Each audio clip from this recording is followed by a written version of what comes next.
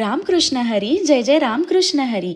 ज्यांना यंदाच्या पालखी सोहळ्याचे प्रत्यक्ष दर्शन घेता आले नाही त्यांनी हा व्हिडिओ शेवटपर्यंत नक्की पहा, कारण पुढची 2 मिनिटे तुम्हाला हडपसरमधील भक्ती, शिस्त आणि विठ्ठल नामाचा अद्भुत अनुभव देणार आहेत. ज्ञानोबा माऊली तुकाराम आणि जय हरी विठ्ठल या गजरात लाखो वारकरी पंढरपूरच्या दिशेने पायी निघतात. यालाच वारी म्हणतात. विठ्ठलाच्या भेटीची ओढ, संतांच्या शिकवणीचे स्मरण, सामूहिक नामस्मरण आणि समानतेचा संदेश यासाठी ही वारी केली जाते.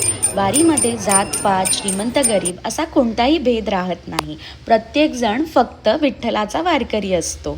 संत ज्ञानेश्वर महाराज हे 13व्या शतकातील महान संत, कवी आणि तत्त्वज्ञ होते. भगवद्गीतेचा अर्थ सर्वसामान्यांना मराठी भाषेत समजावा म्हणून त्यांनी ज्ञानेश्वरी हा महान ग्रंथ लिहिला. आपल्या प्रेमळ आणि सर्वसमावेशक शिकवणीमुळे भक्त त्यांना प्रेमाने माऊली म्हणतात. संत तुकाराम महाराज हे 13व्या शतकातील महान वारकरी संत आणि अभंगकार होते.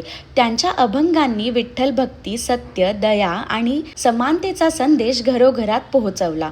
तुकाराम गाथा आजही लाखो भक्तांना प्रेरणा देते.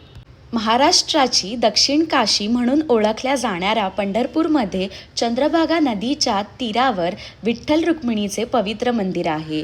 कमरेवर हात ठेवून विटेवर उभा असलेला पांडुरंग म्हणजे आपल्या भक्तांच्या प्रेमासाठी धावून येणारा विठ्ठल.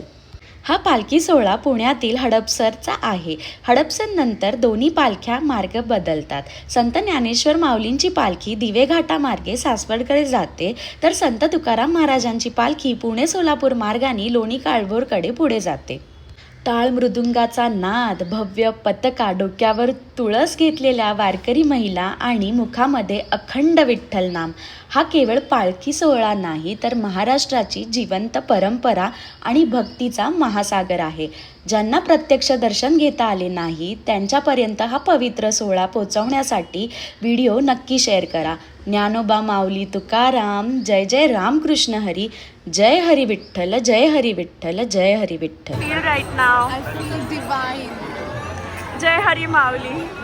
Jai Hari Mauli.